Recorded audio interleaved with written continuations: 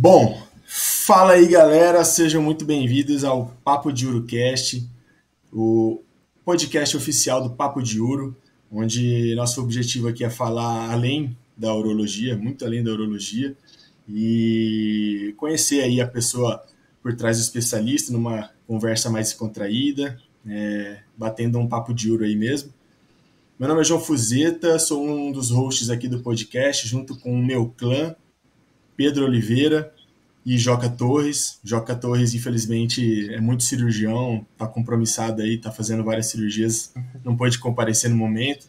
E hoje a gente vai apresentar aqui, vai trocar um papo com um convidado, assim, bem especial e familiar também, que é o Dr. Tomás Moretti.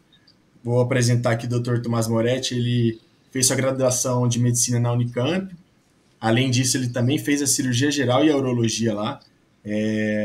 Depois que ele terminou a residência de urologia, ele fez um fellow de laparoscopia com um grandioso Mirandolino Mariano lá em Porto Alegre. Posteriormente, fez um fellowship aí de laparoscopia e robótica em Turim, na Itália. E depois ele vai contar pra gente, puxou um gancho aí, acendeu algumas luzes aí, que ele acabou indo fazer o seu mestrado na Unicamp, e parecia que já tinha acabado, mas foi lá e fez mais um fellowship de cirurgia robótica em Lisboa, no Hospital de Luz, lá em Portugal, e nada mais, nada menos, tem uma questão bem peculiar. Dr. Tomás simplesmente é tri-certificado em cirurgia robótica, pela Orce Academy, pela Intuitive e pela SBU. Além disso, Dr. Tomás ele é doutorando em ciências pela Unicamp. Comentei aqui inicialmente que ele é um pouco familiar, porque ele é preceptor da residência de urologia na PUC São Paulo, em Sorocaba, onde nosso grande Pedro Oliveira é R4. E, assim, é um convidado que dispensa apresentações e ele simplesmente tem o maior nível de evidência de prostatectomia do planeta. Então a gente vai conversar muito sobre isso, tem muita coisa legal para a gente conversar com o Dr. Tomás.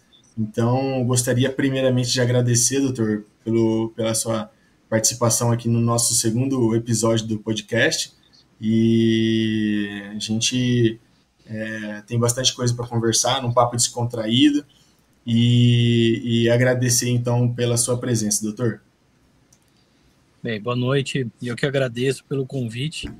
É uma honra aí, foi o convite do Pedro, ele me pegou de surpresa essa semana, que a gente tem vários papos descontraídos lá na residência também, né? A gente busca ter essa proximidade também com os colegas residentes e futuros urologistas, né? Então eu achei muito interessante a proposta de vocês, que eu acho que a gente, quando fica especialista ou vai se super especializando, e depois, quando tem essas oportunidades de olhar tudo que passou e tentar organizar e lembrar de tudo que aconteceu para passar para vocês, né, nessa fase, e o quanto isso é importante, porque eu não tive isso, né? Então, tive que desbravar e passar por todas essas fases, às vezes sem algum apoio, alguma conversa, algum conselho, né? Mas eu que agradeço. Mas vamos lá. E, nossa, com certeza, aprender com a experiência de colegas. Hoje em dia a gente tem facilidade de comunicação e isso é muito, muito legal aí. É praticamente a nossa ideia mesmo de trazer essa conversa mais descontraída, como se fosse um conselho, uma conversa, trocar experiências. E aqui no nosso podcast, né, a gente acredita que praticamente todo mundo que nos segue aí no Papo de Uro, que é um público assim, é bem misturado. A gente tem um público com urologistas, tem um grupo com pessoas que são residentes de urologia, residentes de cirurgia, de outras especialidades, então bastante gente da parte aí do convívio de uma residência médica, né? Tem bastante acadêmico de medicina que ali tá junto com a gente, gostando do conteúdo e até se interessando, né, porque isso também traz uma proximidade aí com a especialidade que, por vezes, a gente não tem na graduação. E também temos pessoas de outras profissões, profissões da saúde também, de outras profissões que não da saúde, população leiga, paciente que às vezes está querendo procurar alguma informação ali na página, mas então a gente tem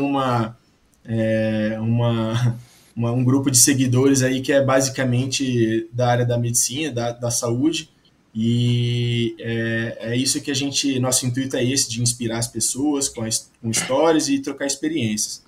E aí, Pedrão, o que você tem para falar para a gente começar então essa conversa com o Dr. Tomás? Bom, primeiro falar que, assim, falar para nossa audiência que eles vão ter o mesmo privilégio que eu tenho todos os dias na residência, que é trocar uma ideia com esse cara que dispensa apresentações e não só um urologista, mas é um médico e um ser humano que eu admiro demais. Então, para minha audiência, hoje eu estou sendo muito generoso, que eu vou compartilhar o que eu tenho na minha rotina com vocês, e vocês vão ver que esse cara é incrível. E, doutor Tomás, a ideia aqui é um bate-bola mesmo, uma conversa descontraída. E olhando a sua trajetória, vendo que o senhor começou toda a sua formação básica, faculdade e as 2 residências em Campinas, a primeira pergunta que eu te faço é o seguinte: o senhor tem saudade lá de Barão Geraldo? Eu tenho muita saudade. Foi fantástico, né? Eu falo que tem a parte boa de fazer tudo no mesmo lugar, né?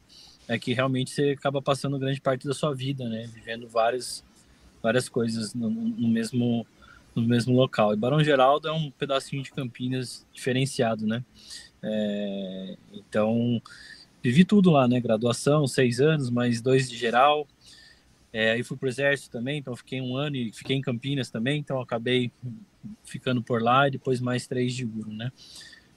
Tenho muita saudade de lá. Mas aproveitei bastante, acho que, vamos dizer assim, fechei a página satisfeito. Viveu bem, tempo bom lá, né, professor? Vivi bem, porque depois a gente tem que sair também. Falei, o lado bom é esse, tem um lado também que eu acho que eu perdi um pouco, né? Hoje eu convivo com residentes que vieram de vários locais e fizeram, às vezes, graduação num local, geral em outro, e eu não tive essa vivência, né? Então, na hora que chegou no final da residência, eu queria sair de lá. Fiz uma ótima residência, ótimos chefes, tive uma experiência, uma formação que eu adorei, sabe? Mas eu precisava sair, eu precisava buscar alguma coisa, entendeu? Então, eu falo que eu fechei a página e isso me permitiu, a hora que eu fechei mesmo, eu falei, agora eu vou para outro lugar para me especializar mais ainda, né?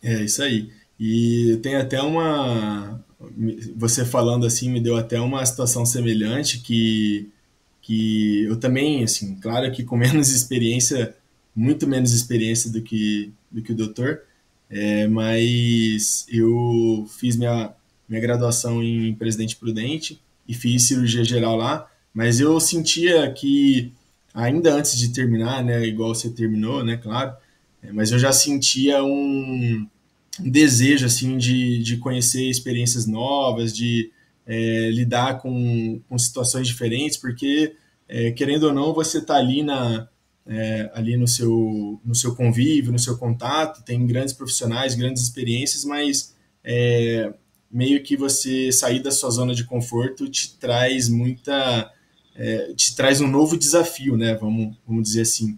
E com esse novo desafio de você sair e buscar uma nova experiência, um novo lugar, eu também sinto, igual o doutor falou, também fechei minha página onde eu formei, porque eu queria me expor a uma experiência nova, né? E eu estava indo atrás de buscar um hospital escola de referência, grandes profissionais, porque eu queria estar do lado de grandes pessoas, entendeu? Imagino também que, claro, com a sua experiência, com a sua formação na Unicamp, que foi fantástica aí, o seu desejo de buscar fellow, especialização, vai para um lugar, é de você buscar, você não está buscando um título, você não está buscando, né? Você está se desafiando, porque a pessoa ela só vai saber até onde ela pode chegar quando ela se expor dessa forma, entendeu? Às vezes é uma pessoa brilhante, mas Não tem, porque envolve muita coragem, muita determinação para sair mundo afora aí. Mas, sim, fantástico essa virada de página aí, que, na verdade, início de um ciclo que ainda continua, né? O senhor está doutorando aí na Unicamp, então, muito legal. E em relação à sua decisão, doutor, de fazer o fellow, né? O senhor disse que se sentiu plenitude na sua formação e que queria algo novo, algo diferente. Como é que foi que passou pela sua cabeça a necessidade de fazer um fellow e como o senhor decidiu aonde fazer, né? Logo depois da sua formação, o senhor teve a experiência lá com o Miranda Olino. Queria que o senhor contasse um pouco pra gente aí desse processo aí decisório. Sim, o que eu falei, assim, a gente tinha uma residência, ainda tem, né, bem dividida em áreas, né, na Unicamp. Então, cada dia tinha um dia cirúrgico, tinha um ambulatório específico, com coordenações específicas, isso, a organização era muito boa. Porém, na época, a material de laparoscopia ainda era difícil a aquisição, assim, um hospital público, era muita burocracia, às vezes era difícil fazer tudo que tinha na laparoscopia na época. A gente conseguia fazer cisto renal, uma nefrectomia, né? Só para vocês terem ideia, na época a gente não tinha hemolock, né? A gente tinha que dar nó com algodão mesmo.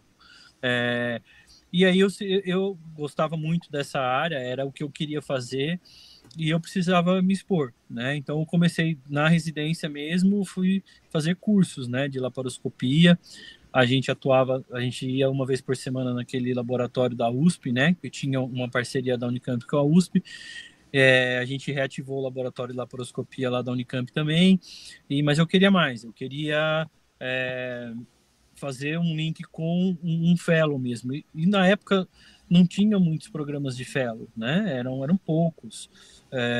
Inclusive, até a situação hoje mudou muito, né? E a questão de oferecimento de alguns fellows, que até eu falo que existe alguns fellows que são um pouco tóxicos.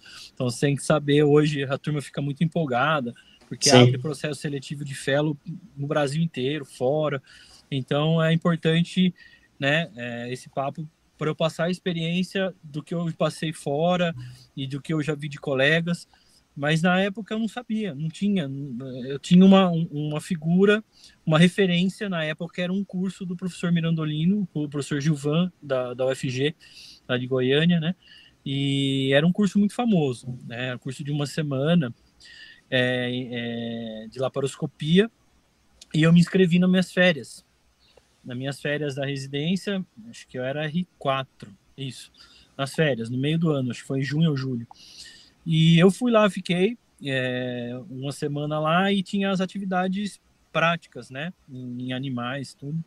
E o professor Miranda, eu fui conversar com o professor Mirandolino, falei, professor, eu gostaria de fazer um fellow, né, só que eu gostaria de fazer na Itália. E os próprios preceptores lá que estavam inclusive tem preceptores que hoje são grandes referências, né, o meu preceptor era o Pedro Ramagnoli, né, de Minas. E o Rafael Coelho tinha recém voltado também dos Estados Unidos, estava dando aula de robótica lá.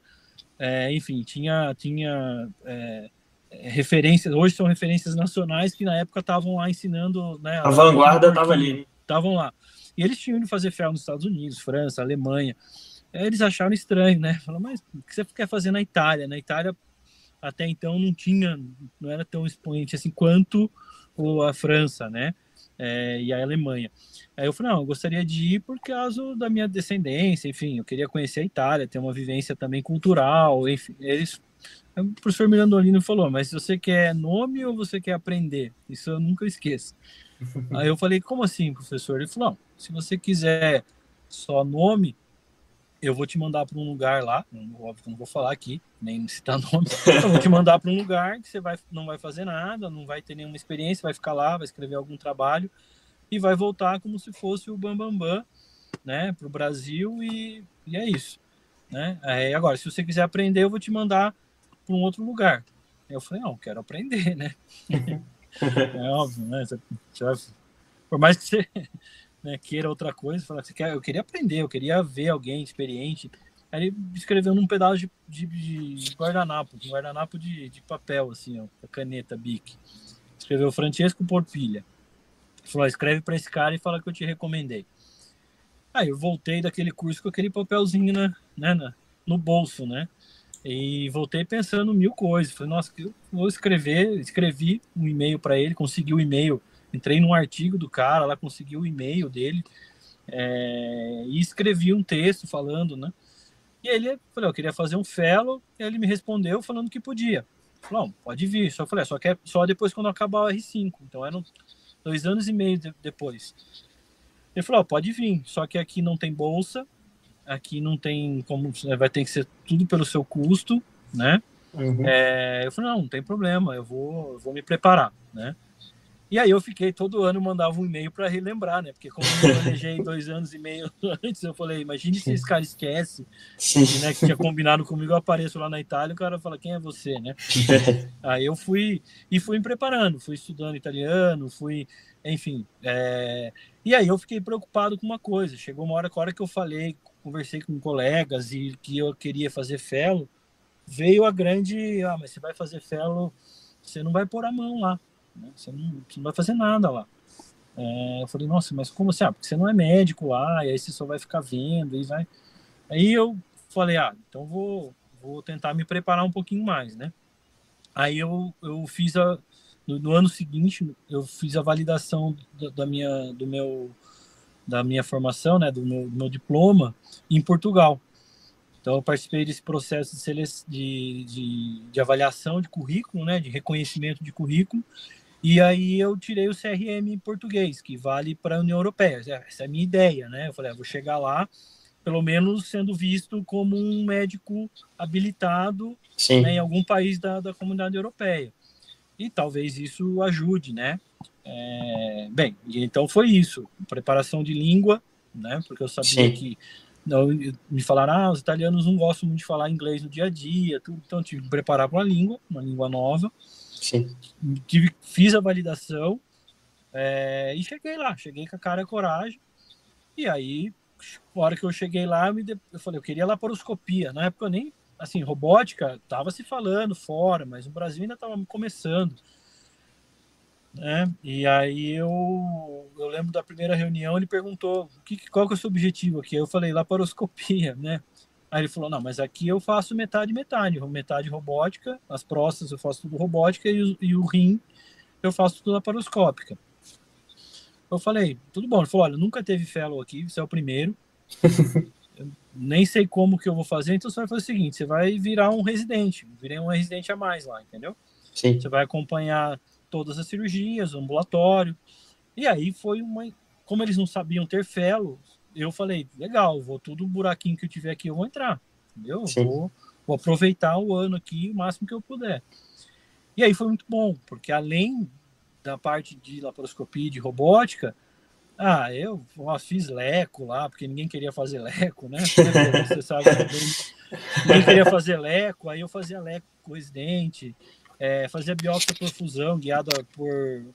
na época estava começando a falar disso, foi muito legal. Então tinha uma manhã que eu fazia só biópsia com fusão junto com o R4 lá.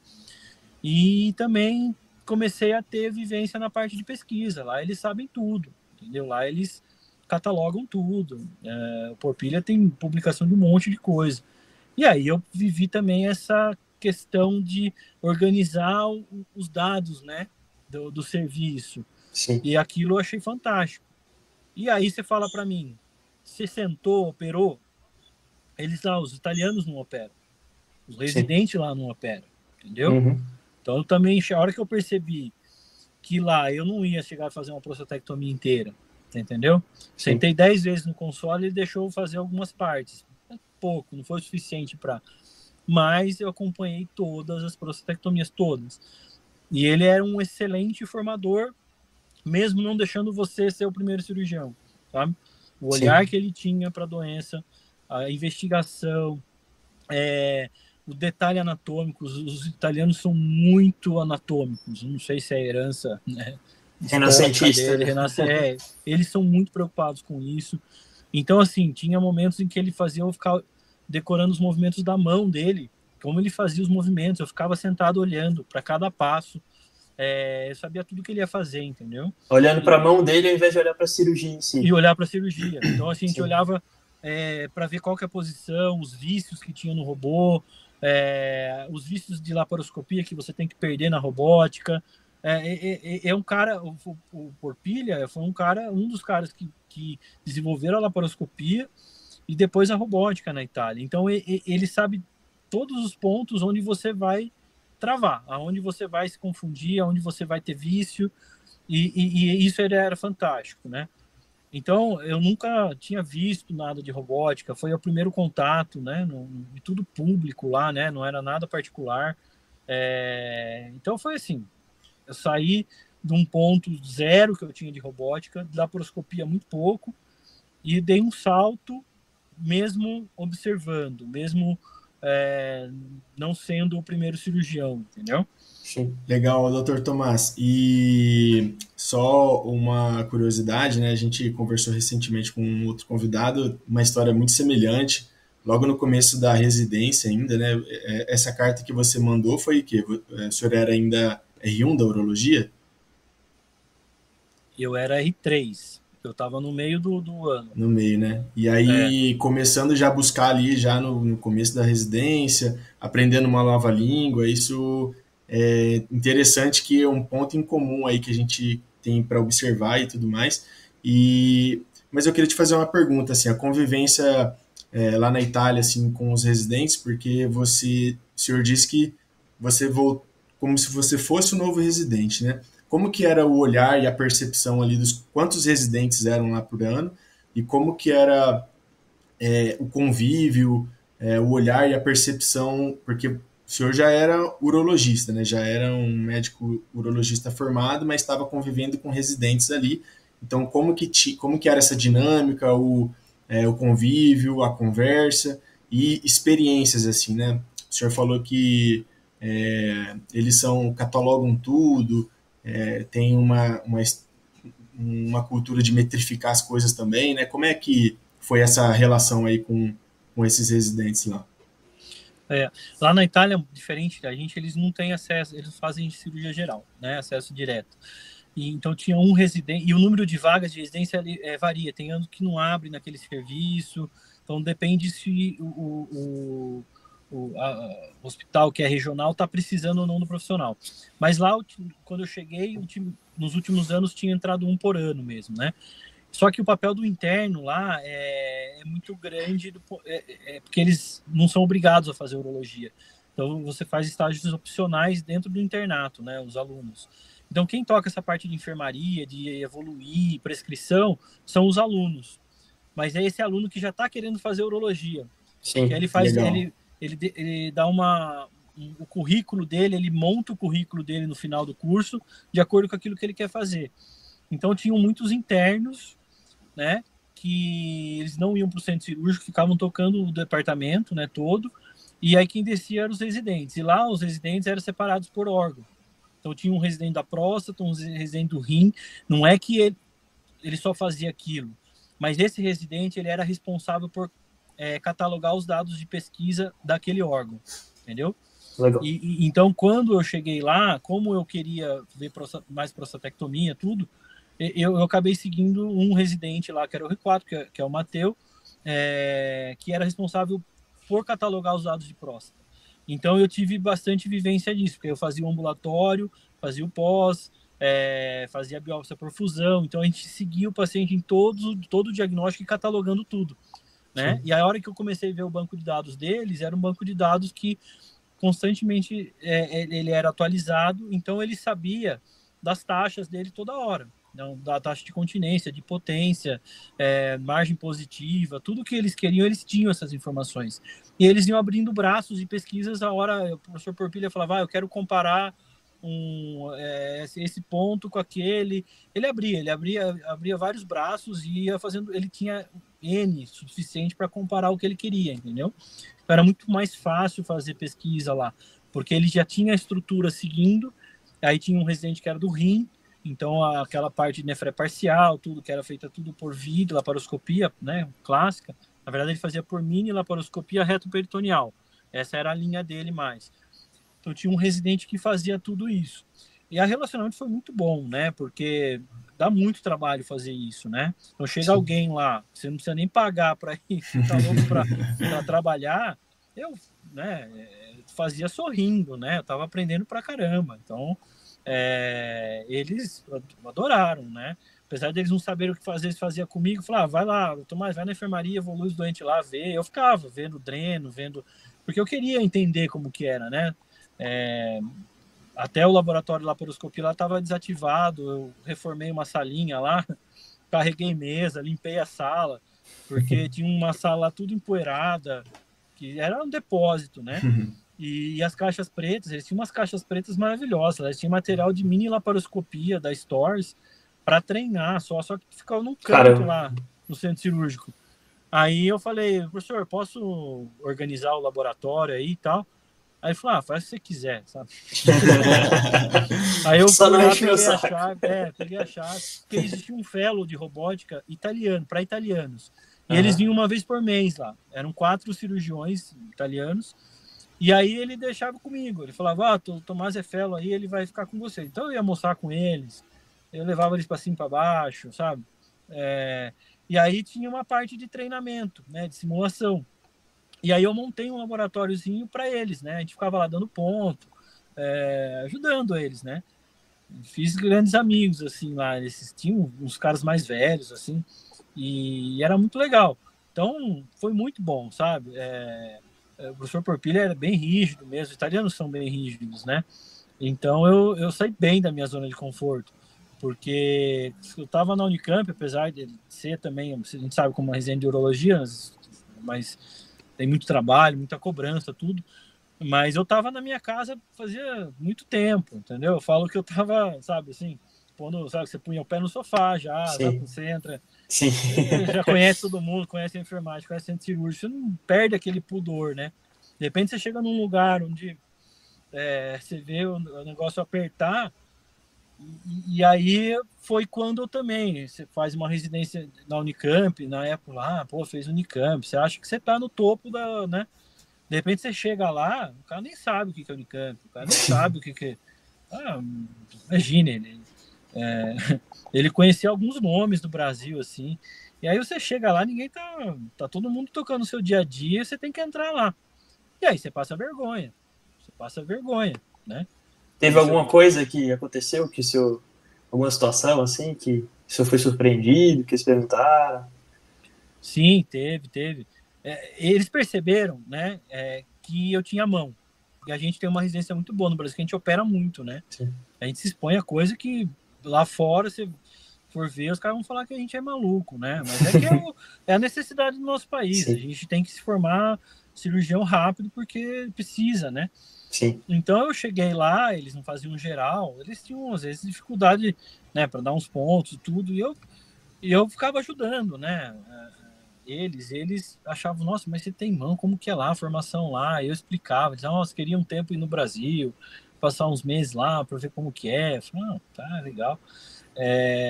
Mas a hora que eles me perguntaram, né, mas quais são os seus dados do seu serviço, de continência, de potência?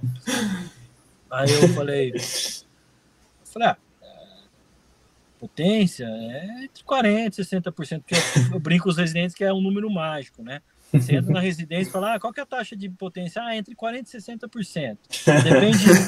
Depende se é um serviço universitário, mas perto de 60%, se depois de um tempo é 40%. Então, aí eu falava, entre 40% e 60%. Ele mas eu falei, da literatura aí e tal. Aí ele falou, mas esses catálogos? Eu falei, não temos dados, tudo. Aí ele olhou para mim, mas você sabe que isso é importante, né, Thomas? Eles me chamam de Thomas. Aí eu baixei a cabeça e falei, putz, né? Porque não adianta só saber operar, né? Sim. Você entra na loucura da residência, alguém te ensina a executar um passo, você executa, as pessoas te elogiam porque você executou, mas você não tem controle, às vezes, depois disso, entendeu? Sim. Às vezes você muda de estágio, você não vê aquele doente que você operou, e aí você fica achando que tá tudo bem, né? Que você tá bom, né? E aí Sim. Você vai ter que descobrir isso na vida, na hora que você começar a se expor. E aí que eu vi a importância do dado, que é a importância de você coletar, independente se você está no serviço universitário ou não, qual que é a importância de você saber o seu resultado e ser fiel a ele, né? Não é para você se enganar, porque eu via chefe falando, não, eu tenho meu consultório, ninguém é impotente, todo mundo é continente, eu faço uma prostaté em 1h30, sangra nada, com cortinho assim. Eu falava, meu, como assim, né? Por que esse cara, né, consegue tudo isso? Como ele sabe, né? É só uma impressão, ele mede isso. E aí que eu fiquei com esse incômodo nunca saiu de mim, desde que eu voltei de lá, eu voltei incomodado, entendeu? Voltei incomodado porque eu falei, como eu saí, a gente fazia ciência na Unicamp, óbvio, se faz até hoje, é uma referência, mas eu não tinha isso meu, entendeu? Eu não sabia qual que era o meu resultado, né? Sim. Isso é um negócio interessante, assim, né? Porque a métrica, né, os dados, eles te permitem identificar, assim, questões das mais específicas possíveis, né? Seus pontos fortes, isso em tudo. É um jogador de alto rendimento, um atleta da NBA, por exemplo, o cara sabe quantas cestas ele faz em um quarto, se o cara faz mais cestas no fim do jogo, quantos rebotes. Isso aí traz para ele o quê? Dados para ele conseguir melhorar, né? E é interessante isso na medicina, na residência, né? Mas de fato ali na correria, na loucura da residência, a gente não consegue extrair esses dados. Eu até tenho costume de fazer, quando eu faço uma cirurgia, eu anoto ali as coisas, né? Mas específico para saber o N, né? Mas ali essa questão específica que o senhor comentou né, de continência, de potência, né? Igual de RT ou de próstata também, né? Muito urologista que consegue metrificar o quanto de grama por minuto ele consegue ressecar. Nisso é interessante, assim, né? Tem várias coisas que a gente pode subtrair disso. Sim, com certeza. Mas quando eu passei essa vergonha, eu fiquei pensando também, eu falei, não, mas é difícil você sozinho fazer isso, entendeu? Você precisa de uma estrutura, e essa estrutura não nasce de uma hora para outra, tá? E tem outra coisa, você fazer métrica, as pessoas falam assim, não, tá tendo robótica, então eu não vou fazer métrica de cirurgia aberta. Por quê? Porque é vergonhoso. Como que eu vou publicar alguma coisa sobre cirurgia aberta? Você entendeu? Então, a pessoa acha que a métrica serve para publicar artigo, né? E não para regular o seu sistema, né? Porque a hora que eu vi os dados deles e vi dados descritivos só, tempo operatório, taxa de sangramento, eles falaram, Tomás, isso aqui não é pesquisa. Isso aqui é relatório de atividade, isso aqui é métrica da atividade nossa. Pesquisa, você vai comparar alguma coisa com a outra, você está estudando uma coisa nova, sim, entendeu? Fazendo uma análise um pouco mais aprofundada. Mas você ter esses dados de base é o básico para eles, né?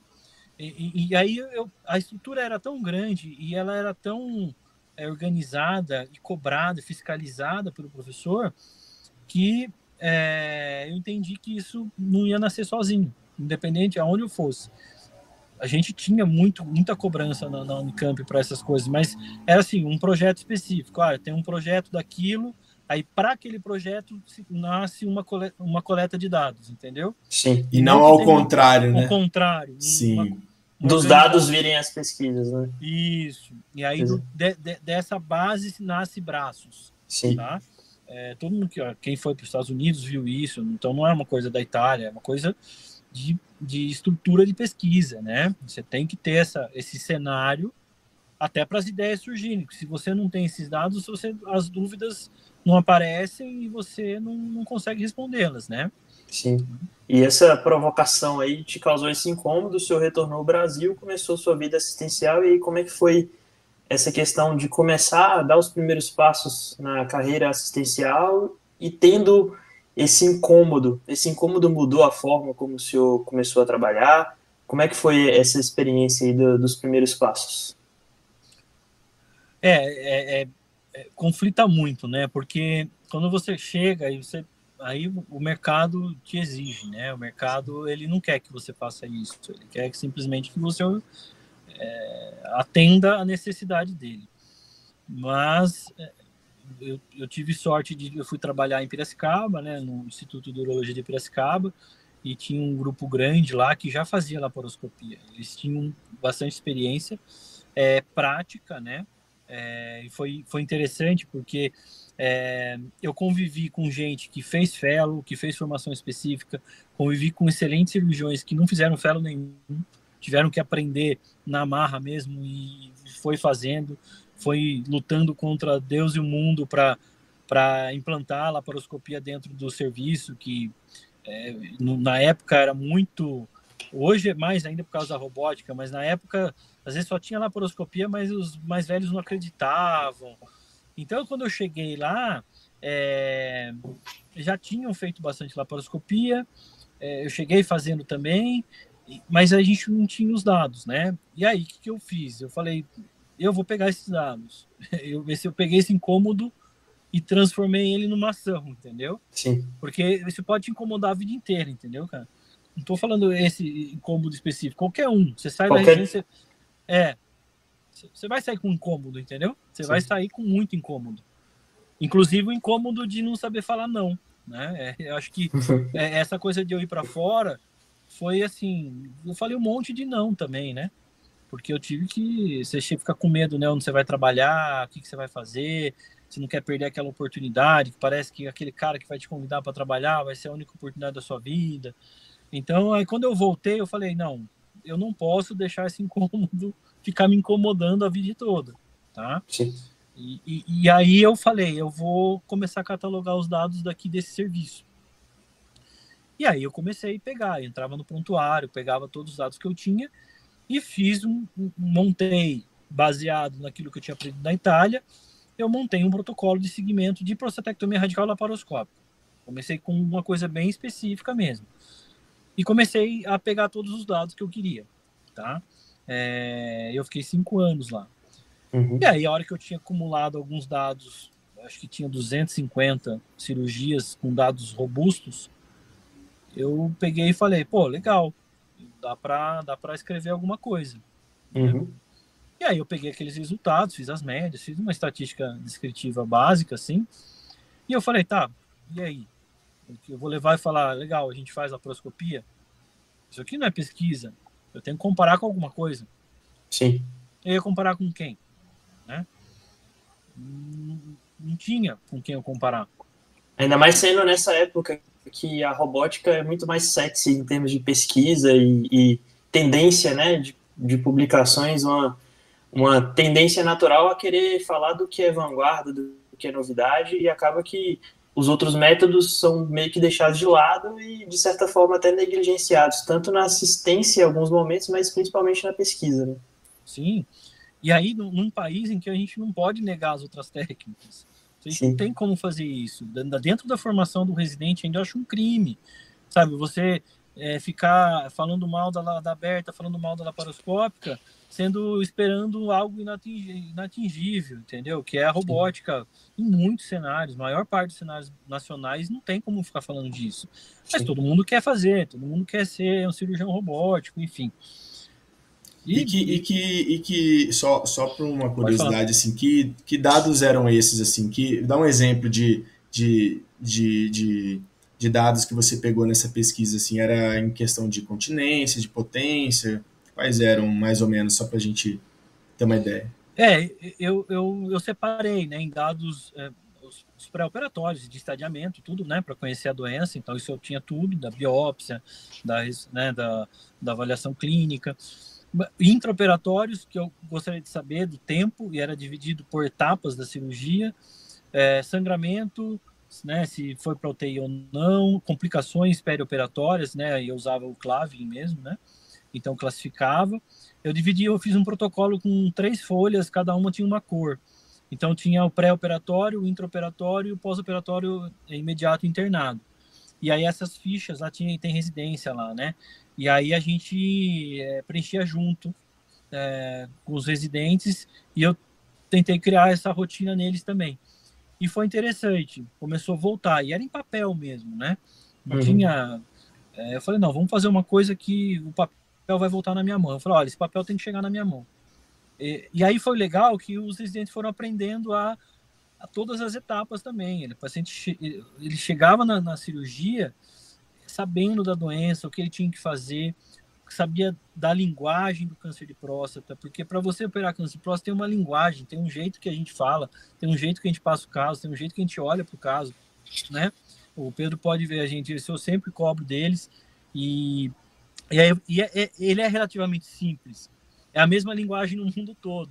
Então, quando você aprende essa linguagem, você conversa sobre câncer de próstata, prostatectomia com um japonês, com um alemão, e tá todo mundo falando a mesma linguagem, entendeu?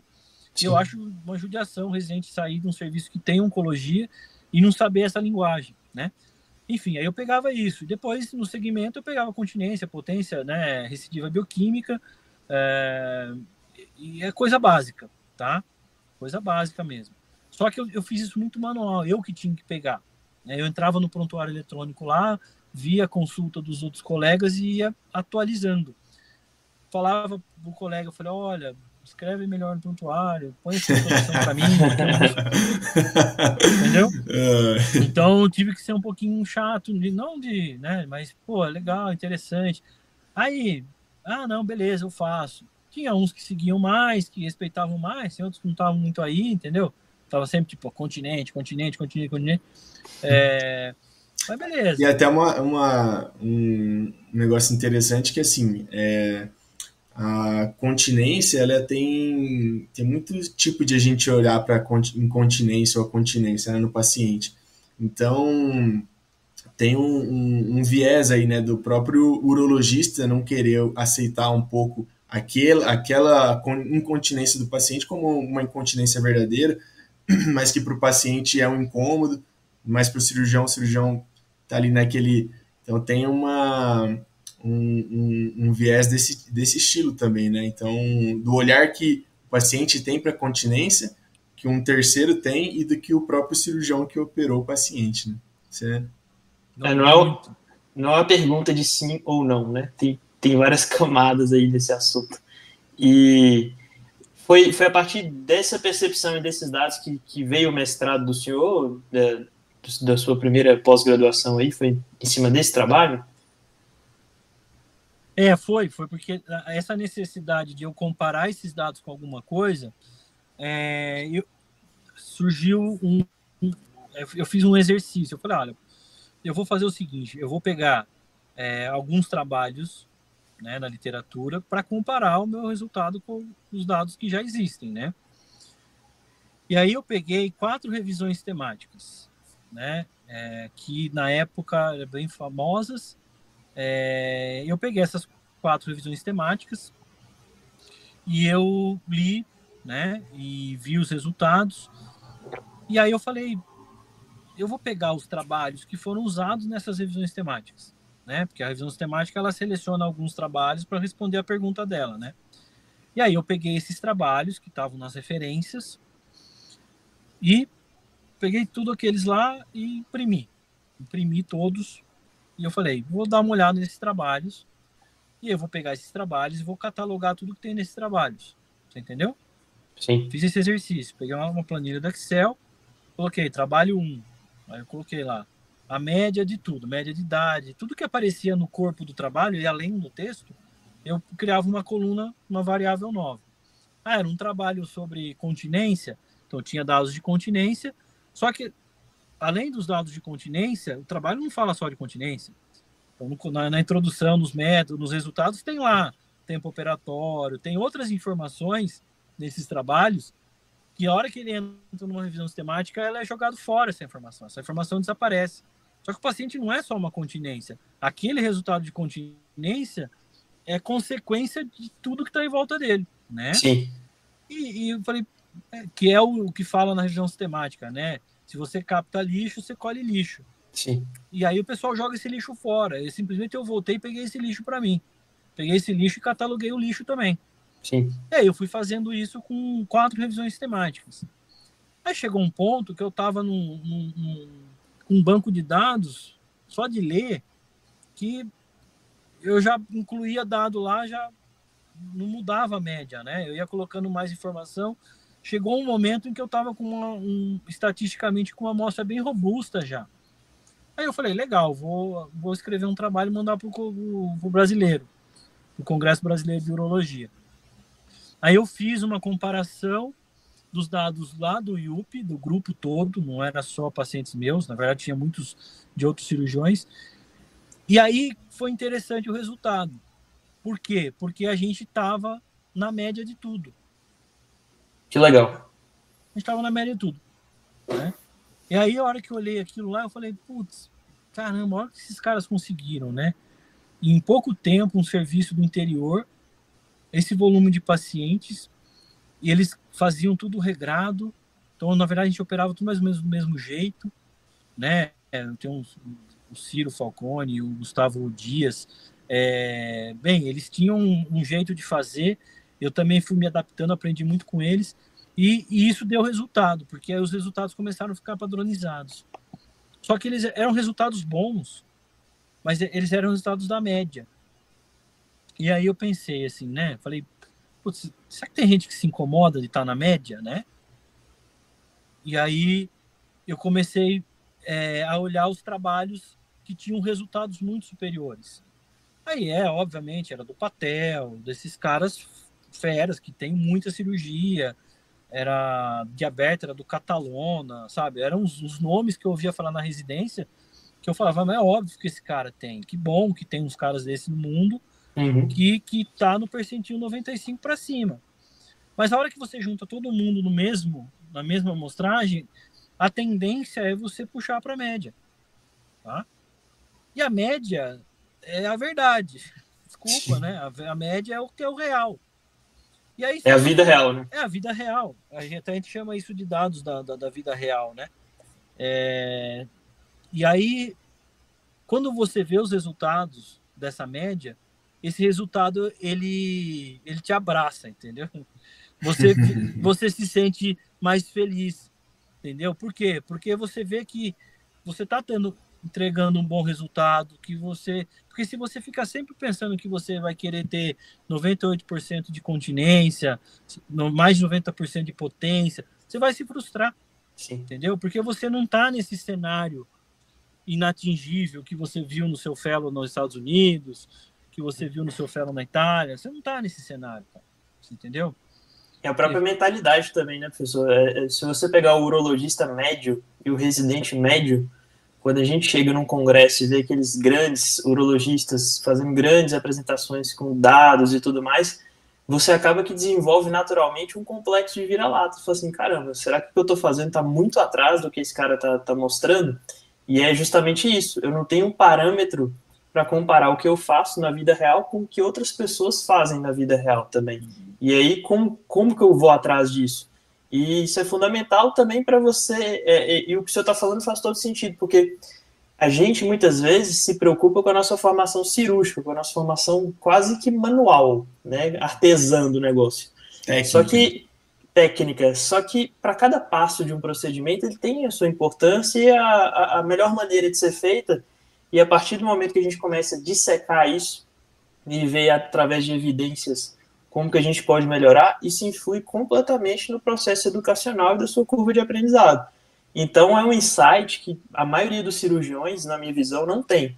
Só que talvez seja um dos próximos passos e a importância de a gente sempre popularizar isso no sentido de, caramba, você vai ter como se comparar, né? E não é assim. Não é porque você não faz de tal forma em tal lugar que você está oferecendo uma pior assistência para o seu paciente, né? Com certeza.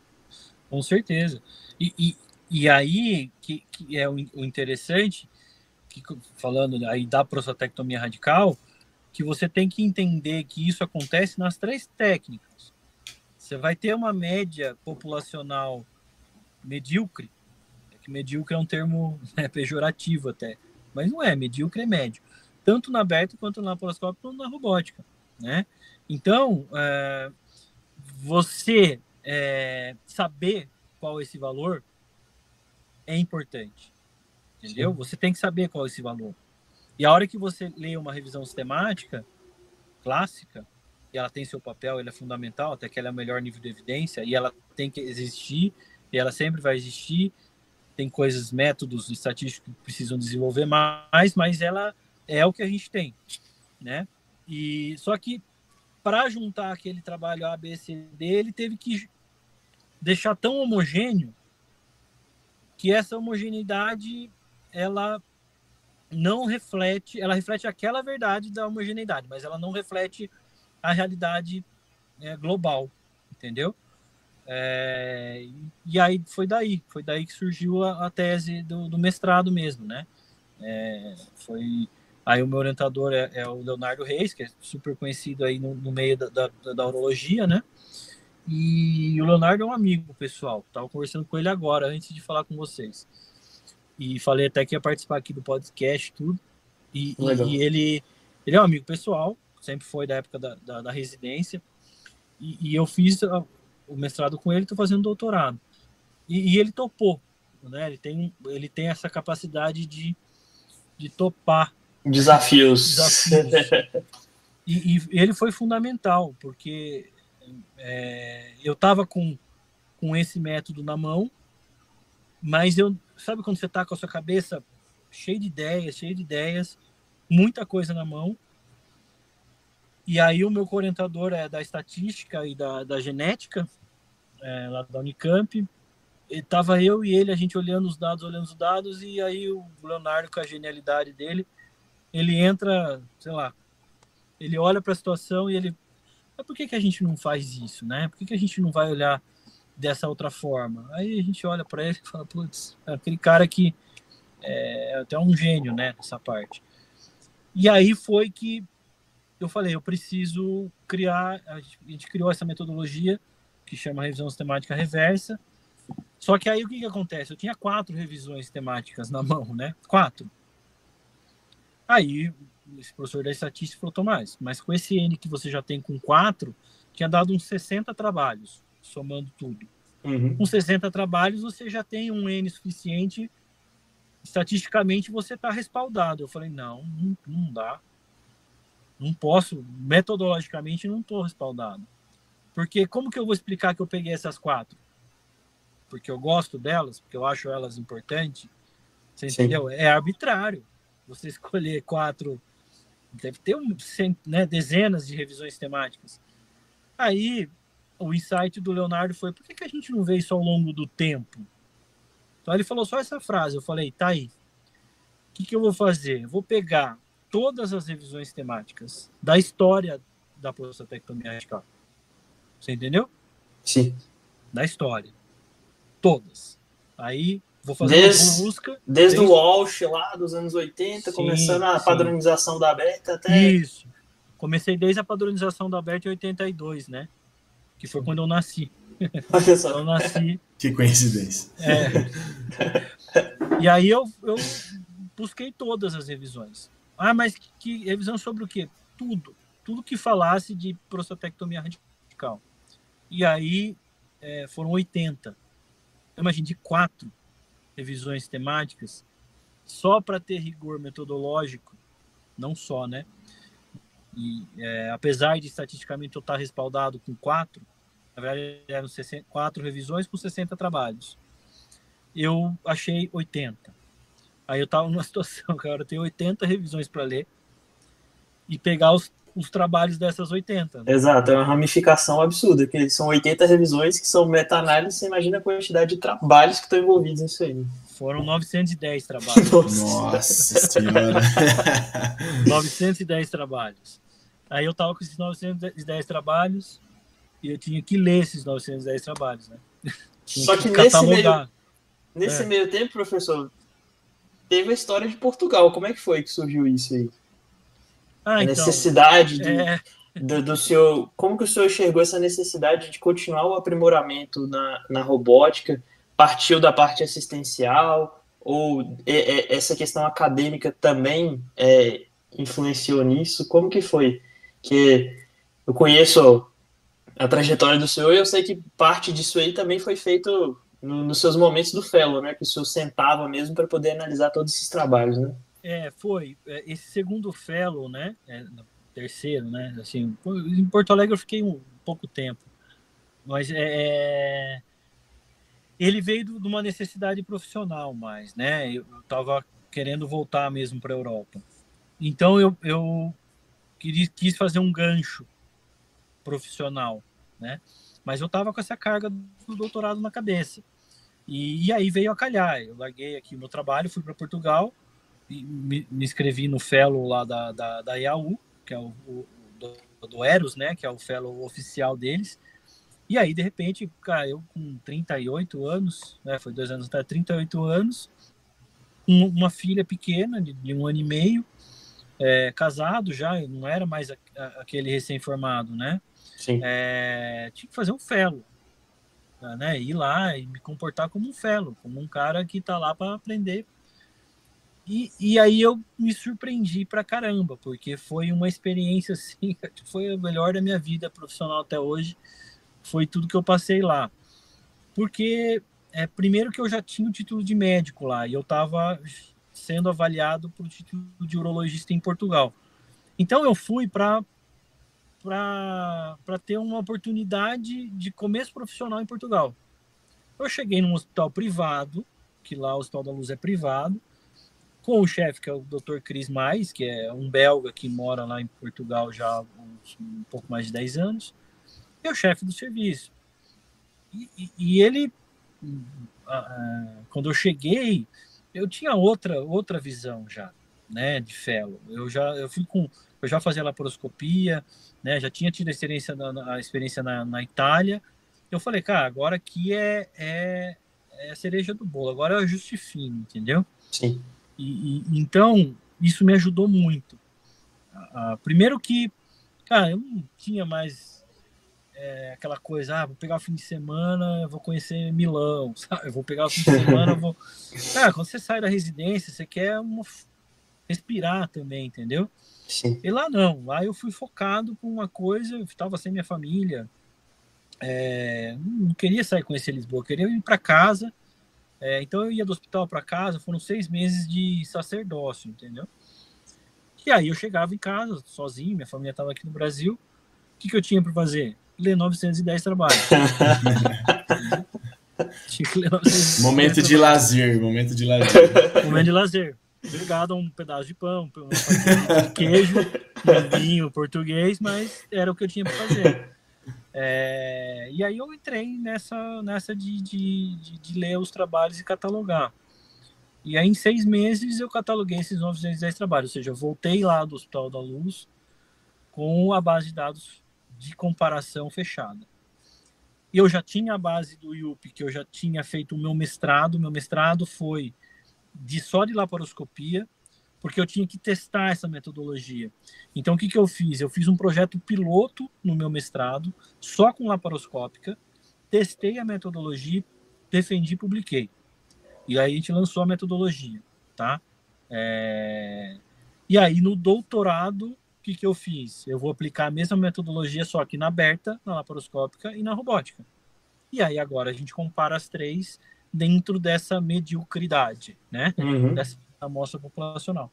Então, são 910 trabalhos sobre laparoscópica aberta e robótica, prostatectomia radical, em toda a história da prostatectomia, desde antes, onde só tinha aberta, a partir de 2000, quando veio a laparoscópia, 2001, quando veio a robótica. E aí tem uma análise temporal extensa sobre como todos esses dados que foram usados em revisões temáticas se comportaram ao longo da história, né? E o nome da minha tese é a História Natural da Prostatectomia Radical. Eu coloquei entre aspas, porque história natural, né, é um termo que vem da patologia, né? Então, assim, eu tenho a história, eu tenho o nascimento da evidência, eu tenho o pico da guerra de briga entre as 3 técnicas e eu tenho essa briga morrendo, né? Com um vencedor no final, que a gente sabe que se vence por outros motivos, mas sempre tem que ter um vencedor, né? Então, assim, em Portugal, tanto do ponto de vista assistencial, esse fellow me trouxe assim, que o Dr. Chris, ele sabia que eu já fazia laparoscopia. Então ele tinha outra coisa para me ensinar lá, né? Sim. Então a minha relação com ele foi muito boa, com o serviço foi muito boa, e aí que vem o fellow vai depender daquele momento que você tá, entendeu? Sim. E de quanto o cara que tá te recebendo lá tá percebendo isso, né? E para que você foi.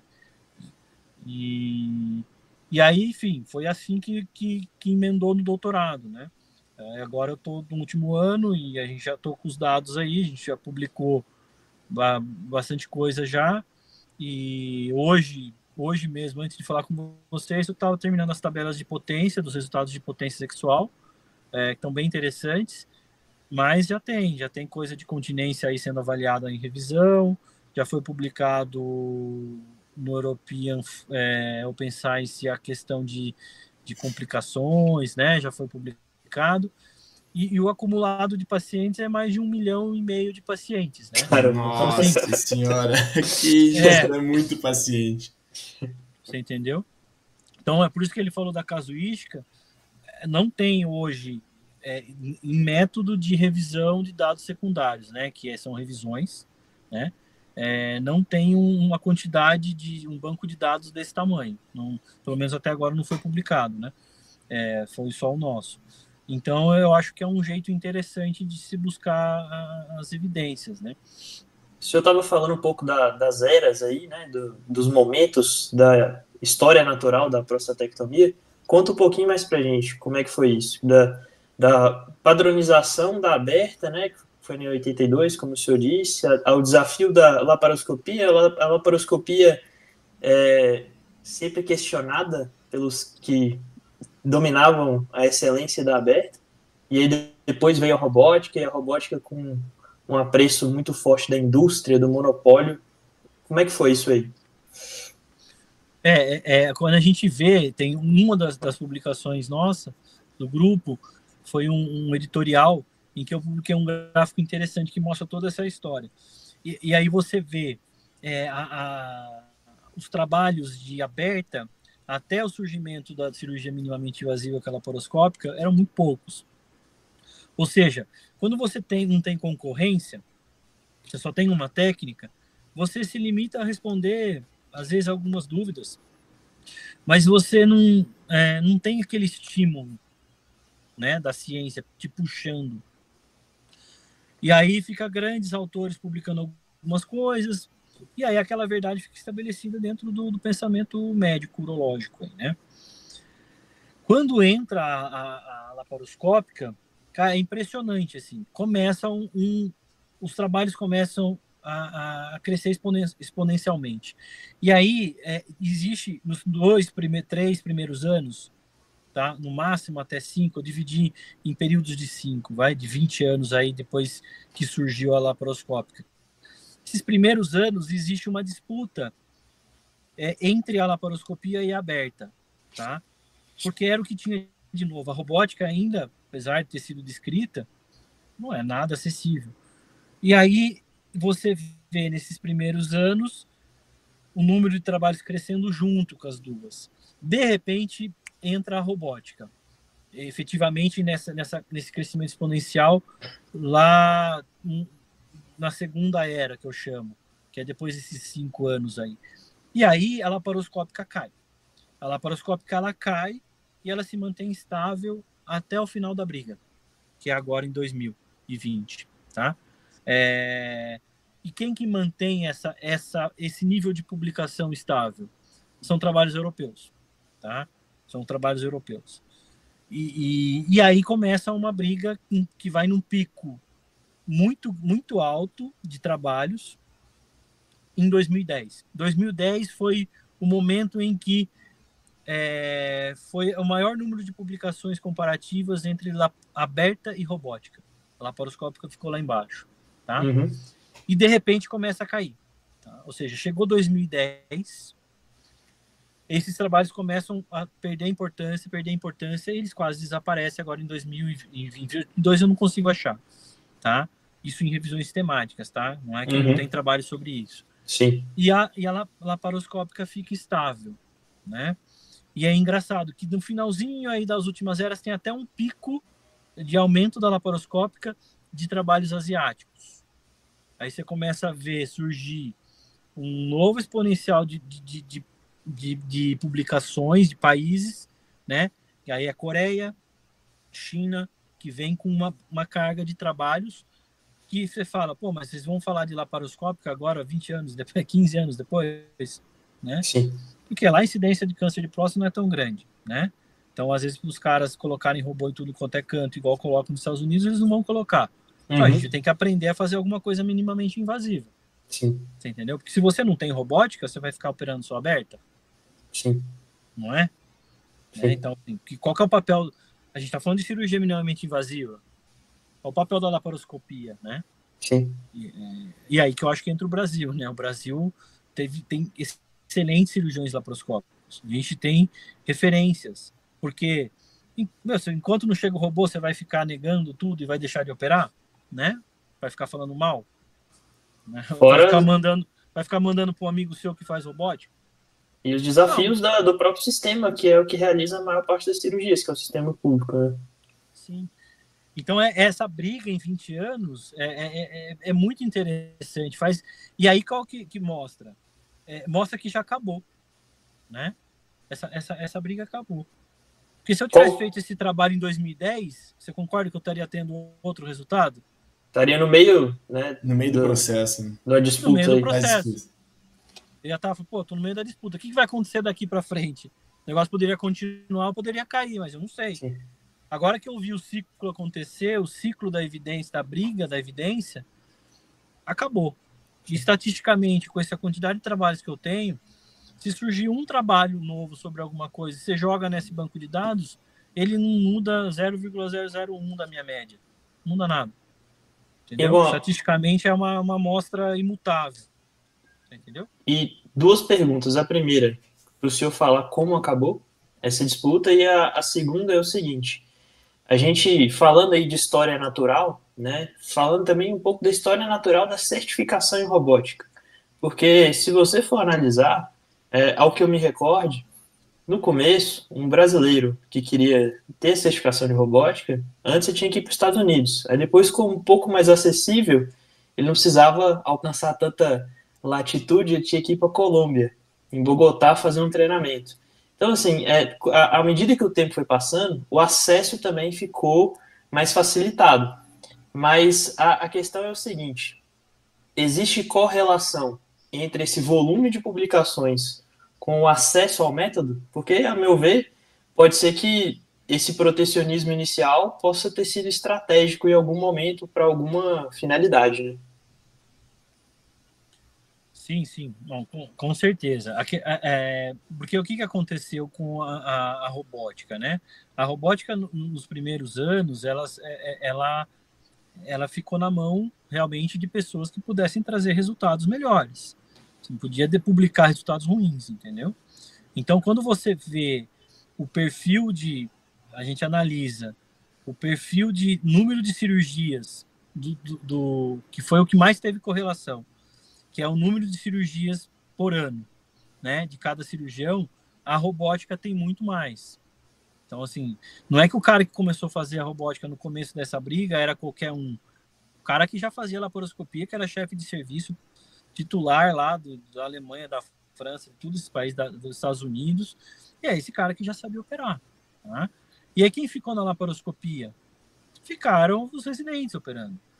Com aquele outro chefe, eu quero aprender isso, quero continuar fazendo. É isso. De países europeus, que lá, interessante da Europa, é que tem países com condições diferentes, então não dá para você simplesmente parar de fazer laparoscópica, porque você não vai ter o robô. E aí esses lugares que já continuaram publicando alguma coisa, né? E da aberta, na verdade, ela só... Por que eu vou comparar com a aberta? Porque a briga seria mais fácil. Você entendeu? Sim. Então, por isso que ficou briga. Por que não brigou a laparoscopia com a robótica? Porque era mais fácil você falar, não, mas a laparoscópica dá dor nas costas, demora para aprender, tem que treinar caixa preta. Você ganhou a briga fácil com a laparoscópica, porque só no argumento você ganha. Você convence.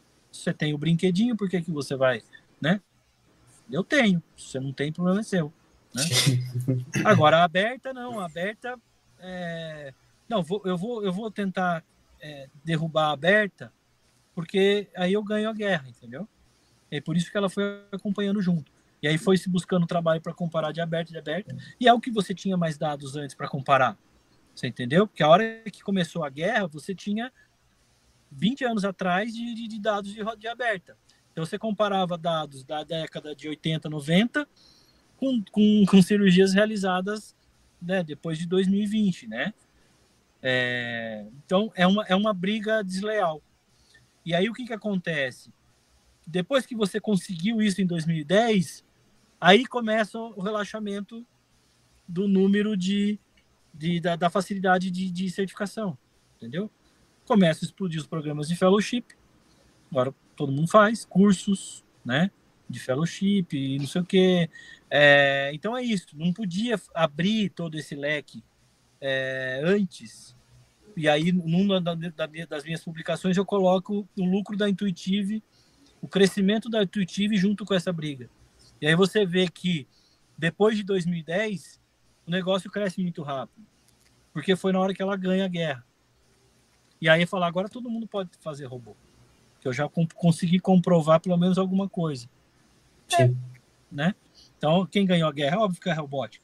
O que vai acontecer depois dessa história natural? Agora é uma nova história com as plataformas novas.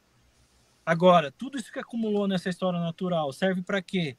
Não, tem muito dado, tem muita coisa legal para você fazer uma aberta legal, se comparar e ter seus melhores resultados, fazer uma laparoscópica dentro daquele cenário que você está. Você entendeu? E aí que vai a questão da certificação. Por quê? Vai chegar uma hora que a robótica é igual a laparoscópio. Você faz certificação laparoscópio, ninguém te cobra isso. Sim. Você entra em qualquer hospital e se tiver material, você vai lá e faz laparoscópio. Por que a robótica teve que ser diferente? Acaba que, exatamente, acaba que a robótica era para ser mais uma via de acesso minimamente invasiva e acabou virando de certa forma até uma proteção de mercado, né?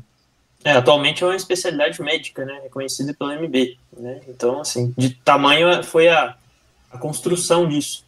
E o senhor é uma pessoa que pratica as 3 modalidades atualmente, né? Na residência faz aberta e laparoscópica com a gente, no privado faz a robótica também.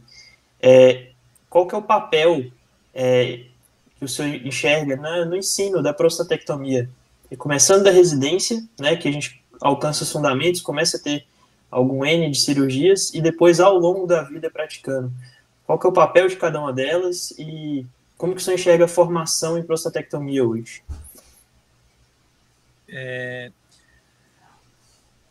Eu fui aprender, saber o que eu estava fazendo na aberta a hora que eu ouvi uma cirurgia robótica lá na Itália. A hora que eu enxerguei coisa que eu não enxergava, eu falei, meu Deus do céu, o que eu estava fazendo, entendeu? Assim, eu estava fazendo aquilo que tinham me ensinado. Eu seguia fielmente. Então eu achava, óbvio, estava certo. Não estava errado, estava certo, mas tive outra visão. Então, o que eu acho hoje que tem que ter dentro da residência a minimamente invasiva, seja laparoscópica, mas hoje a gente tem acesso a material educativo, a vídeo, né? Então, mesmo um programa de fellowship que você vai ver alguém fazendo, vai acompanhar tudo aquilo, vai fazer aquilo ficar medular na sua cabeça. Então, é fundamental essa parte do vídeo, de você ver alguém fazendo, enxergar a estrutura, para você também melhorar a sua cirurgia aberta. O ganho que a robótica deu para prostatectomia radical, eu acho que essa é a principal vantagem.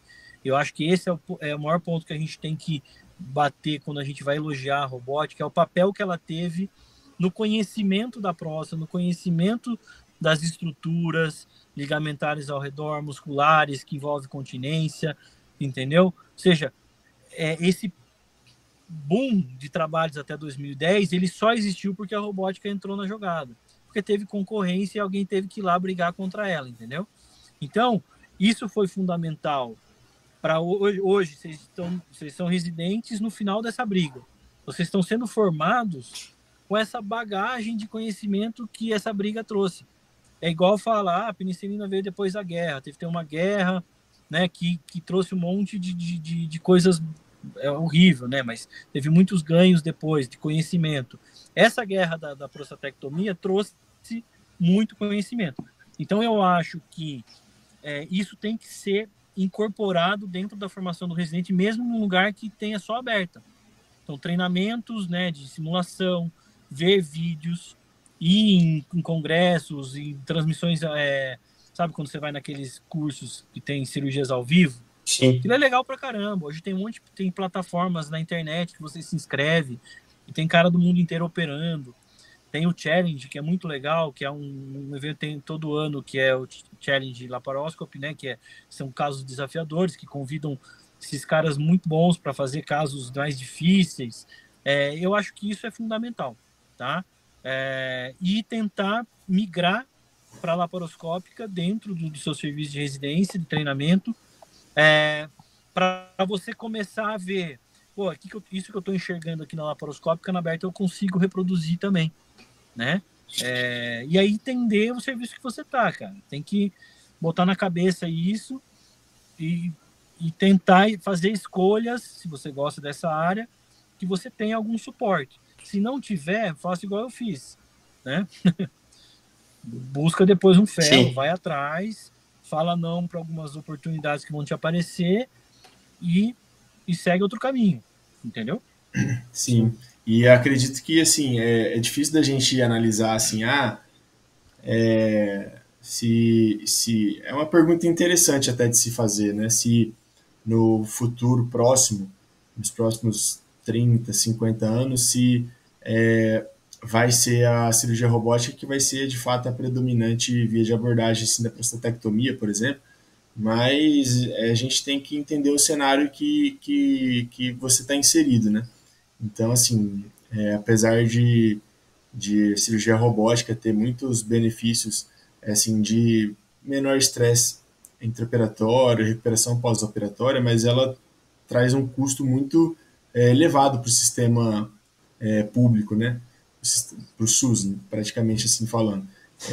Que talvez esse custo seja um benefício até maior de se fazer a laparoscopia, né? Porque você tem um custo muito menor para o hospital que tem vantagens equivalentes, né? E aí que eu acho que é interessante a questão do treinamento, da estruturação do treinamento. Então, aqui a gente faz as coisas um pouquinho ao contrário, né? Então, a gente cria uma prova, uma certificação para depois organizar. Então, o que acontece? Eu lembro que mudava isso, a gente vai mudar a residência para depois mudar a graduação, né? Umas coisas meio ao contrário. Para quem sabe um dia mudar o ensino básico. E aí, hoje tem muito programa de fellow, né? Muito programa de treinamento, mas precisa estruturar isso, precisa legalizar isso, precisa transformar isso numa coisa padrão, né? Então, assim, o Brasil criou-se a certificação da SBU, que é muito interessante, né? Mas está buscando criar centros, né, de certificação para padronizar. Precisa disso, você entendeu? Por quê? Porque essa guerra gerou uma subespecialidade. Sim. Entendeu? É muito conhecimento para isso virar só uma área de atuação, né? Não, é uma especialidade. Você conseguir enxergar a doença, o câncer de próstata de um jeito que todo o planejamento, tudo que você vai envolver de tecnologia no conhecimento dessa doença, uma ressonância, um marcador, uma biópsia por fusão, para quê? Para você conhecer melhor essa doença e aí, com a robótica, você conseguir fazer aquela cirurgia que você deseja. Ou seja, entendeu? Você tem uma formação completa desse cara que vai atuar na oncologia e ele conseguir enxergar a doença de um jeito que eu sei que a doença só está naquele ponto, eu quero preservar o nervozinho aqui, virar aqui, entrar aqui, aí é só o robô que vai dar. Então, o melhor resultado do robô, ele vem quando você tem esse outro cenário implementado. Não adianta você economizar no estadiamento, fazer o paciente pagar só o robô, ele achando que vai ter um bom resultado, só que você não conhece a doença. Aí você vai lá, tenta deixar o nervo, o cara dá uma margem positiva, recidiva, você entendeu? E aí precisa estruturar isso. Isso precisa ser encarado como uma área da urologia, né?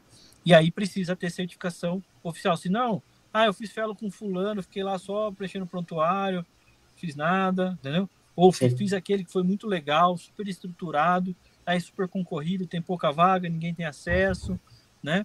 Ou fiz aquele fellow porque eu só queria depois trabalhar com aquele cara, porque o cara tem um monte de hospital que ele organiza, e na verdade eu só fui fazer um fellow lá para conseguir emprego depois. Então, assim, tá muito... Acontece de tudo, né? Acontece de tudo, né? E aí você tem um cardápio aí, você vê quais são os seus objetivos e você escolhe, né? E, em suma, então, analisar a excelência no tratamento é olhar a doença de uma forma 360 graus, que parte desde o rastreio até o diagnóstico, o estadiamento e o tratamento, sendo que a robótica faz parte de, digamos que, um ramo desse guarda-chuva que tem vários outros ramos que vão fazer toda a diferença no tratamento, né? Sim, com certeza, com certeza. E isso evolui junto. Infelizmente, a gente não tem estrutura no SUS para acompanhar isso, entendeu? Então, às vezes, você fica um pouco, fala, pô, tô fazendo... não tenho ressonância para fazer estadiamento, né? Tô fazendo estadiamento de 20 anos atrás. Tô com uma cirurgia. Então, aí você tem que ter esse conhecimento que a robótica trouxe, né? Para você também tomar os cuidados dentro da aberta. Sim. Se você não tem um estadiamento muito fiel, você também não pode ser muito...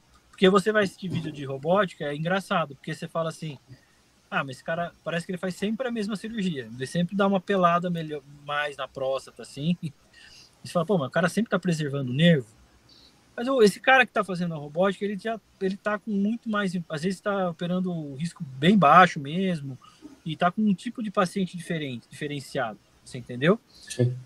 E aí quando você tá na aberta, você tá no serviço público, você não pode escolher, você tá operando alto risco, intermediário, alto risco, com biópsia de 6 meses, de 1 ano atrás, ressonância de 6 meses atrás.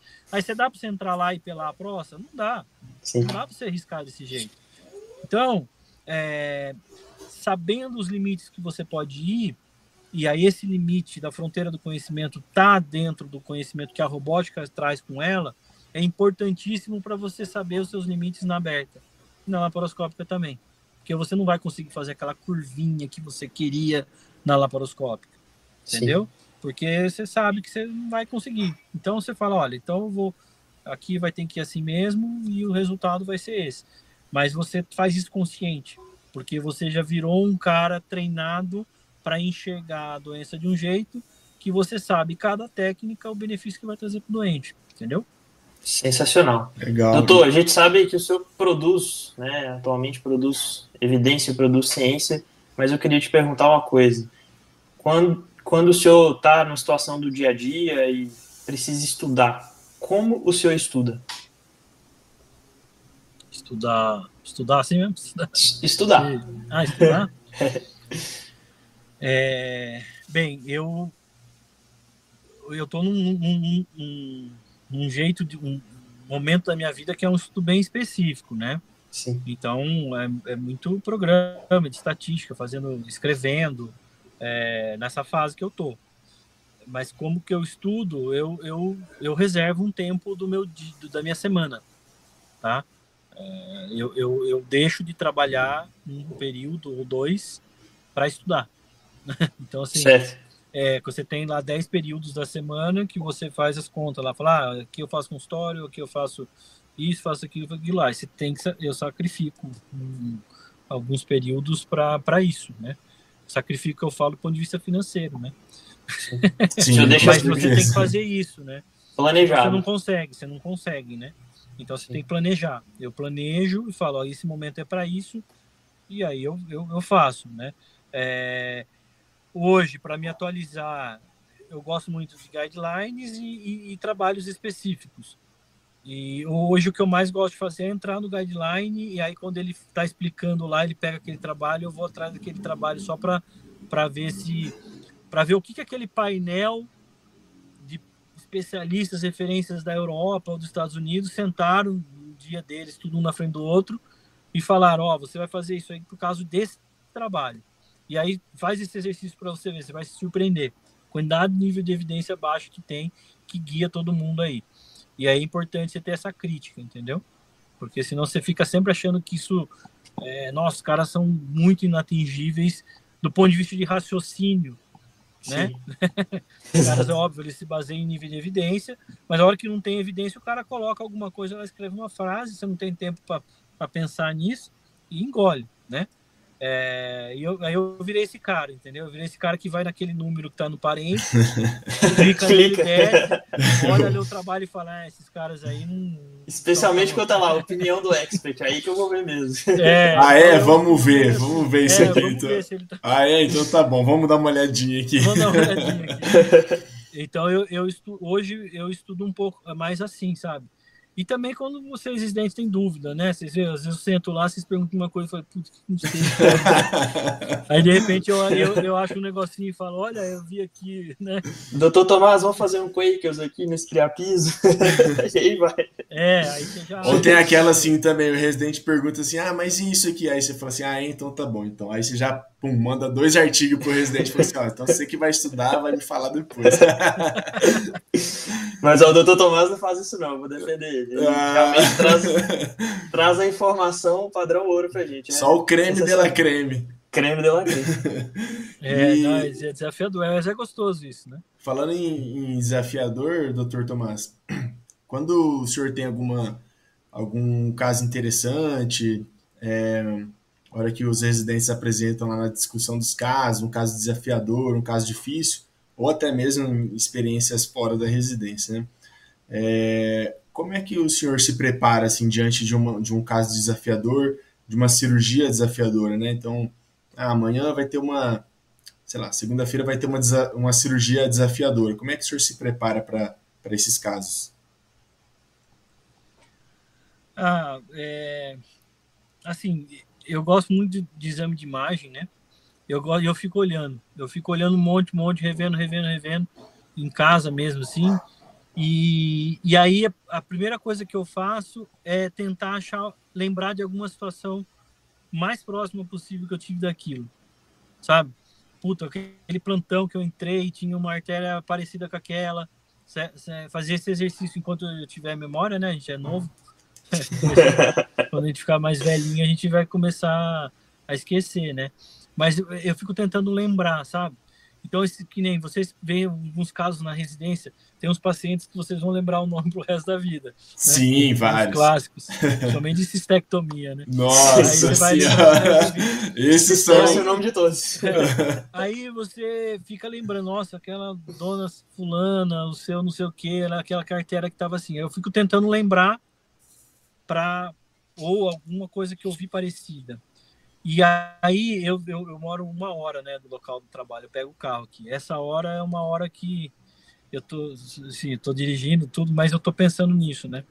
Tô pensando no que vai acontecer lá. Tá operando o paciente na cabeça, né? Você fica fazendo isso, né? E aí na residência é mais interessante ainda, porque aí você vê quem vai estar com você, né? Você pergunta, quem que vai operar amanhã? Porque você precisa também se preocupar com isso, né? Como que essa pessoa, que nível que ela tá, o que ela precisa para aprender, que habilidade que ela tá precisando desenvolver, você entendeu? Que ainda vai chegando agora no final, que o R4 já é R5, o R5 já é urologista e o R3 é R4, você tem que deixar ele, né, passar por algumas coisas para ver se ele sabe sair daquela situação, identificar aquela situação. Então, o planejamento, como formador, como preceptor, é diferente quando eu estou indo operar com um colega já experiente, que eu chamei, um uro aí, né? Aí eu vou lá, é um caso meu particular. Você vai até mais leve, porque você fala, é um caso de... Agora, quando você está formando gente, formando médico, urologista, você tem que entender que a situação não vai ser padronizada toda semana. Cada semana um residente está vindo com você, muda de estágio. E aí é isso, ir ver imagem, ficar imaginando coisas que você já viu. Não, né? Muito Por isso legal. eu tô falando. Um exercício mental, né? Debruça sobre o caso agora na fase da residência, porque a hora que você cai na vida é a única bagagem que você vai ter. Sim. Você entendeu? Então, é aquela coisa, meu, viver a residência ao fellow que você fez o máximo que você pode, porque a hora que você cai sozinho, você tem que ter esses exemplos na sua memória, né? Esses flashes das coisas que você viu. E esses casos desafiadores, eles marcam, né, também, né? Então, O que é mais desafiador do que durante a residência? Tudo é desafiador. Não é? Que bom, tem um período que é para isso, tem um cara do seu lado para te ajudar, né? Depois as coisas vão se repetindo, né? Eu brincava com os residentes que falava assim, o mundo ele se resume a 6 meses, né? Os primeiros 6 meses é tudo novidade. No segundo semestre as coisas começam a repetir aquilo que você já viu no primeiro semestre, né? Então, aí você vai se expor de novo e aí vai ver o que você vai fazer. Chega no segundo ano, as coisas vão meio que se repetindo, entendeu? Ainda bem, né? Sim. Então, existe um padrão que fica gravado na sua cabeça que faz ajudar você a planejar a cirurgia de amanhã, entendeu? Legal. E, assim, doutor, nossa, muito legal. O senhor falou um monte de coisa, assim, é fantástico ver até onde o ser humano, o urologista, pode ir, né? Uma experiência, muita coisa. O senhor até hoje está nessa fase educacional, buscando artigo, trabalhando e pesquisa, e tem a residência, tem sua vida fora da residência, tem sua família. Como que o senhor consegue conciliar tudo isso, né? Saúde, família, trabalho? O senhor falou que tem uma esposa, uma filha, né? Porque como é que o senhor faz para se organizar? Porque, assim, uma rotina bem desafiadora e que a gente sempre está tentando equilibrar isso, né? Hoje, vou falar para você, né? Na verdade, eu tô com outro filho, né? Agora de 6 meses. Então, tem algumas prioridades, eu acho que em fases da vida, né? Hoje eu tô nessa prioridade, né? Da família sempre, mas me dedicando bastante, eu acho que a essa parte da formação também, né? Minha formação intelectual, vamos dizer assim. E é isso, vai ter que abdicar de alguma coisa. Então, quando eu falo desse período que você tem que ter, se isso faz sentido para você, você vai ter que abdicar. Do mesmo jeito que se você chega em casa, você vai fazer uma corrida, academia com 2 filhos, às vezes você vai chegar na academia, né? Ou você vai acordar muito cedo, ou você não vai ver seu filho acordar porque você foi na academia, ou porque você estava estudando, ou porque... não consigo ver uma regra para isso. Eu acho que cada um... Hoje eu me dedico bastante a essa parte mais de desenvolvimento do intelecto mesmo. Mas falo para você, essas coisas vão acontecendo durante o dia, viu? Quando você trabalha em serviço universitário, de formação, e aí você está desenvolvendo, fazendo pós-graduação, tudo, essas coisas vão se encaixando durante o dia, entendeu? Então você faz coisas ao mesmo tempo. Então, eu não sei dizer para você, assim, sabe? Como que você concilia? Cara, na hora que eu tô me planejando, na hora que eu tô na cirurgia, você tá pensando naquilo. Mas aí você tem que estar pensando naquilo, você tem que estar focado naquilo, entendeu? Você tá operando aquilo, vendo aquela próstata, com o residente com dúvida. Aí você tá trabalhando todas essas informações. Tudo esse negócio da minha pós vem na cabeça, sabe? A hora que eu olho pro aspirador, eu vejo que no meio da cirurgia já sangrou tanto, eu sei a média mais ou menos que é, eu fico, olha, espaço aqui, vai um pouquinho mais rápido. Aí eu entro, dou uma olhada, controlo aquela situação, ajudo a controlar, saio. Você entendeu? Tudo isso acontece ao mesmo tempo. Então, quando eu chego em casa, eu não preciso fazer isso, entendeu? Porque eu fui fazendo isso durante o dia, né? Aí dá até para fazer, dá pra fazer esporte, dá pra fazer o que você quiser, brincar com os filhos, entendeu? Legal. Tudo dinâmico, né? A gente está encaminhando aqui pro final, professor, do nosso podcast. O Fuzeta vai passar para o senhor algumas tradições que a gente tem aqui. Então, assim, a primeira tradição nossa, né? O que o senhor poderia falar, assim, qual o conselho que o senhor daria para o Tomás R5 lá, em formação, estava terminando a residência de urologia, qual conselho hoje você falaria para você lá atrás, R5, em formação, terminando a formação? Continue falando não. Entendeu? Isso aí. Fale não. Para as coisas que estão vindo, para permitir você falar sim para as outras. Entendeu? Bacana.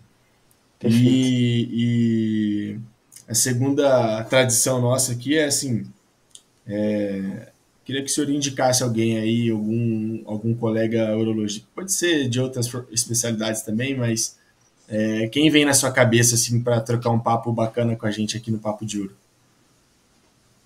Um cara bacana que, olha, é muito bom de conversa, tem uma experiência assim de vida institucional, de pesquisa, que é um grande amigo, eu já falei para vocês, é o professor Leonardo Reis, né? Excelente. Eu acho que ele agora ele está em Harvard, vai ficar lá nesse primeiro semestre, ou seja, um cara que até hoje está estudando, está se desenvolvendo e tem uma mente bem ampla aí para discutir vários aspectos filosóficos da urologia, né? Eu acho que isso que é gostoso, né? Ter essa liberdade para falar e ele vai, esse ambiente tem tudo a ver com ele também. Na hora que você coloca esse ambiente pro professor Leonardo, ele nada livre. Vocês vão se divertir. Sensacional, já está convidado, doutor Leonardo. A gente já vai conversar com ele também. E a última tradição aí é depois, né? Não precisa ser agora, mas queria saber se o senhor topasse aí de mandar um casinho. A gente tem um quadro no Papo de Uro, né, no Instagram, que a gente faz o UroQuest, né? Então a gente queria saber se o senhor topa de mandar um caso bacana aí pra gente montar um UroQuest lá com o pessoal da página. Mas o Pedrão te cobra aí, né, Pedrão? Não, topo sim. A gente tem uns na manga aí, sim. Sempre tem. Todo plantão, toda semana tem. E aqui aparecem as coisinhas diferentes. A região de Sorocaba, aqui a PUC, São Paulo, curva de rio, né? É campo fértil para muita coisa nova, viu? Isso aí, não dá para ficar com demência aqui, né? O pessoal fala que tem que aprender alemão, né? Para não ficar com demência, né? Vem trabalhar aqui para você ver. É estímulo constante. Todo dia é uma novidade, né, professor? Com certeza, que bom, né? Exatamente. E assim, eu acho que não só todo urologista, como urologista em formação, mas acho que todo médico deveria ler o trabalho que o senhor produziu, porque além de ser uma evidência e um conteúdo técnico muito bom, abre seu olhar sobre a ciência, sobre a metodologia de pesquisa. Então, nós vamos deixar aqui na descrição do episódio, tanto no Spotify quanto no YouTube, o link do trabalho do senhor, para o pessoal também poder acessar e dar uma pensada nisso aí. E a gente está à disposição e direciona para o Dr. Tomás também qualquer dúvida, qualquer comentário, para a gente poder seguir aqui o nosso assunto nos comentários. Legal, agradeço aí. Ajuda sempre a divulgar a ciência aí em todas as suas facetas e os olhares diferentes. Né? E onde que a gente pode achar o senhor aí, o senhor usa as redes sociais, Instagram? Como que a gente ouvinte aí pode te achar nas redes? Eu tenho no LinkedIn, né? Tomás Moretti, e no Instagram. São as duas redes que eu tenho aí, que é Dr. Tomás Moretti, Uro. _Uro. Legal. E, bom, então, assim, doutor, queria agradecer imensamente ter aceitado esse convite, ter topado essa conversa com a gente. A conversa, né, o objetivo disso aqui é a gente trazer, além da urologia, e conhecer a pessoa, né, por trás do urologista. E a gente fica muito inspirado com essas experiências, esses desafios que o senhor passou e que o senhor pôde compartilhar com a gente. Isso acho que agrega muito, não só para o urologista em formação, mas para o ser humano em si, né? O ser humano que se permite desafiar e entender objetivos e ir atrás de detalhes, e isso é muito inspirador para a gente. Pedrão sempre fala do senhor para a gente aqui. O Pedrão é amigo meu, pessoal aí, do processo de preparação e tudo mais, e ele sempre comenta do senhor faz tempo. Então, assim, já te admirava antes, fico mais admirado ainda pela conversa que a gente teve hoje e queria agradecer demais por ter topado esse desafio de conversar com a gente aqui numa conversa mais descontraída, né, Pedrão? É isso mesmo, né? Satisfação enorme. Eu sou privilegiado de ter esses papos de ouro num café, após a LECO, após as cirurgias. Então, a gente pôde compartilhar um pouco do que a gente conversa também, né? E o Dr. Tomás é uma pessoa muito inspiradora e a conversa aqui hoje foi sensacional. Então, agradecer ao senhor por ter aceitado o convite e muito obrigado mesmo. Eu que agradeço muito, foi muito bom. Superou. Eu já imaginava que ia ser muito gostoso mesmo, mas superou as expectativas aí também. Você continue assim, eu acho que falta esse tipo de espaço, né? Porque senão fica uma coisa muito técnica, eles acabam não conhecendo a pessoa aí num papo mais descontraído, né? Eu que tenho que agradecer. Estou à disposição, né? Se precisar alguma ajuda aí no trabalho de vocês, parabéns, está cada vez crescendo mais, né? Uma das coisas que eu mais vejo no meu Instagram. Aparecem umas coisas aí de criança, né? Dos meus filhos, né? Que aparece e aparece papo de ouro no meio. Eu gosto muito. Parabéns aí para vocês. Muito obrigado, professor. Um abraço. Um abraço. Tchau, tchau. Fica com Deus, doutor. Um abração. Amém.